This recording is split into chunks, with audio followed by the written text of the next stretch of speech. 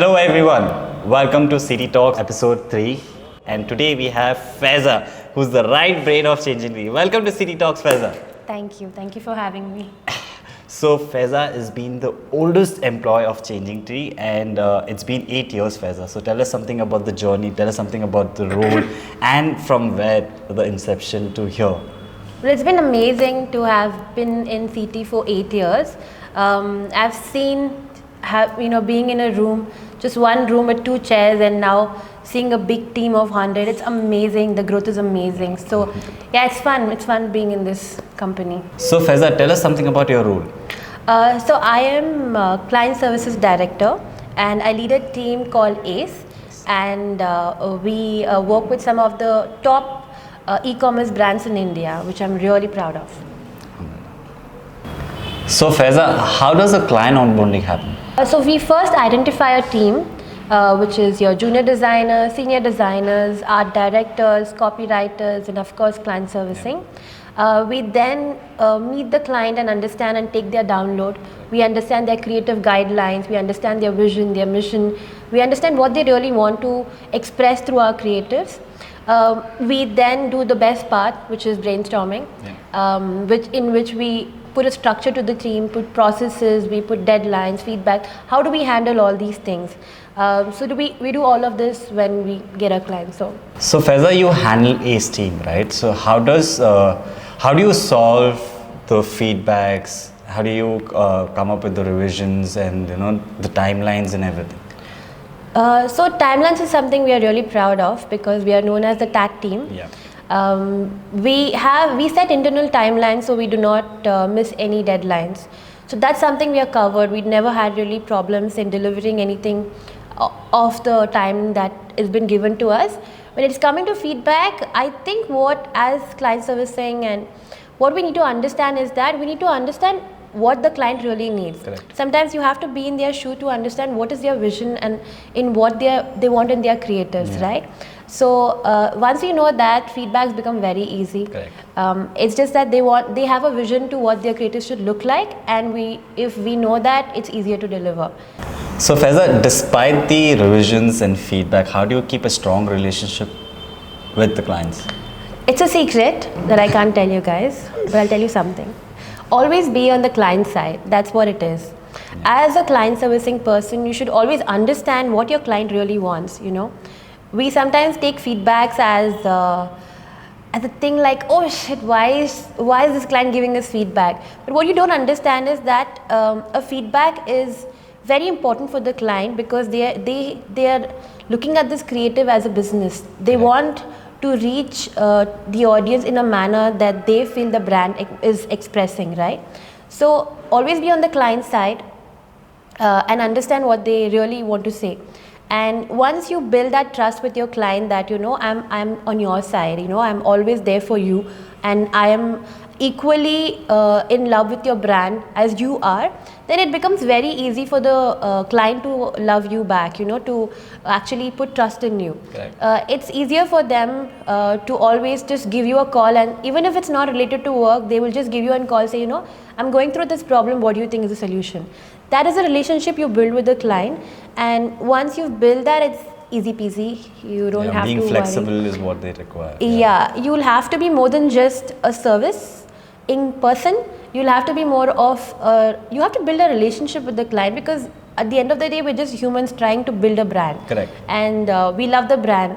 Both of us love the brand so much. That's why we are working with this client, right? So that's it. I think you need to understand what the client is. While you give your mind to your client, your heart needs to be with your team. Team too, yeah. Because you need to balance that out. So yeah, that's one tip. So Faiza, being on the side with the client, how do you keep your team motivated too? So it's like... It's an art. It is. You have to be more than just, being in client servicing is doing multiple tasks. It's like saying which kid do you love more? It's like your elder child or the younger child. You really don't have an answer for that. It's similar to that. You really love both the sides. Correct. When it comes to keeping my team happy, you'd never let them taste the pressure that it's coming from the client, right? You, as client servicing, is a barrier. from what you receive from the client to what you deliver to your team.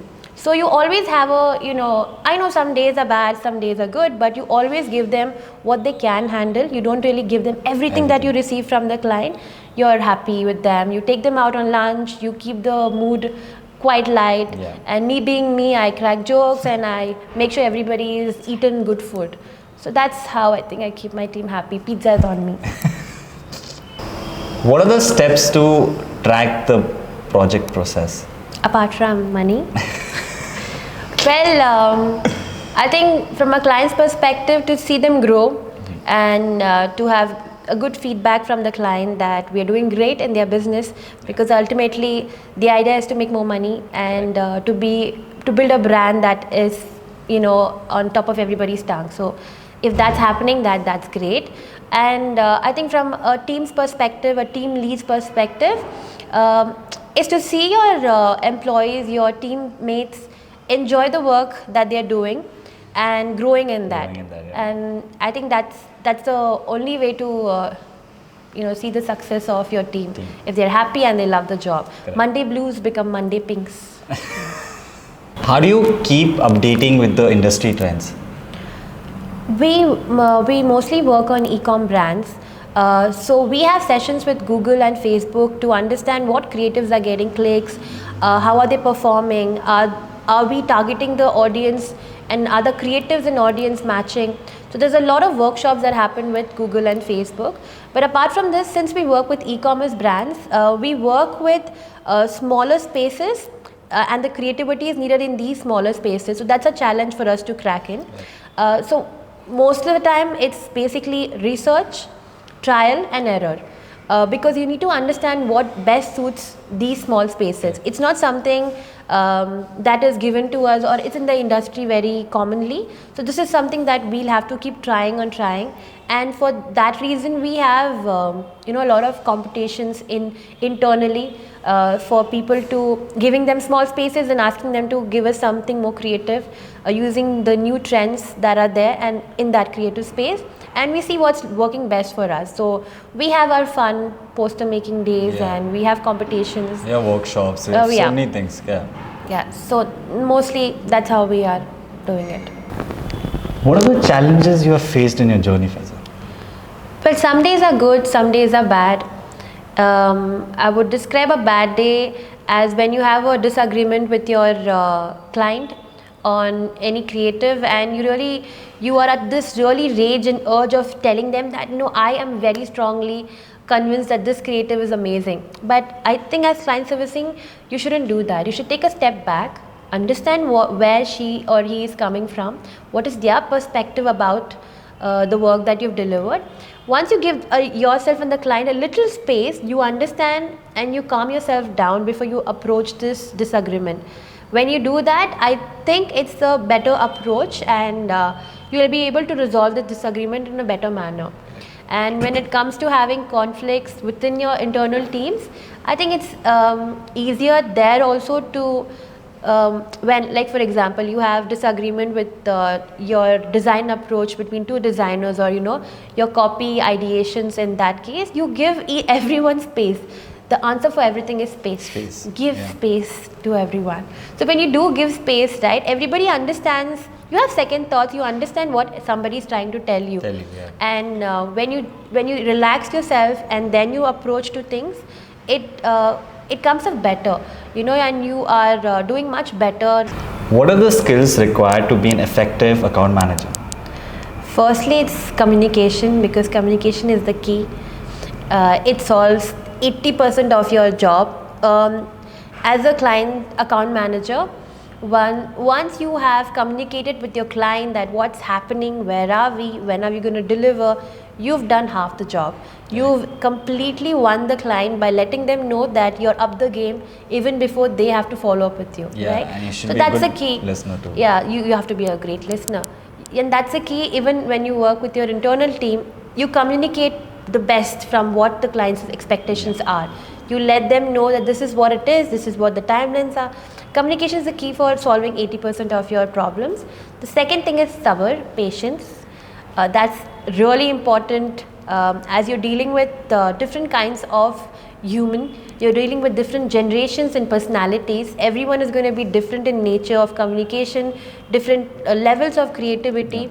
So to deal with them, you need to be very patient. You need to take a step back and understand where everybody is coming from.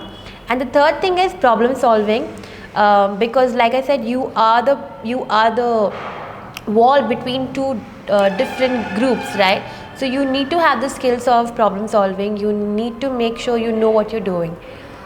So that, and the fourth thing is, I think you just need to love your work. If you enjoy what you're doing, you enjoy your role, you will be great. Yeah. And you just need to chill. Thank you, Faiza, for being on CD Talks. It was a pleasure. Thank you for having me. With that,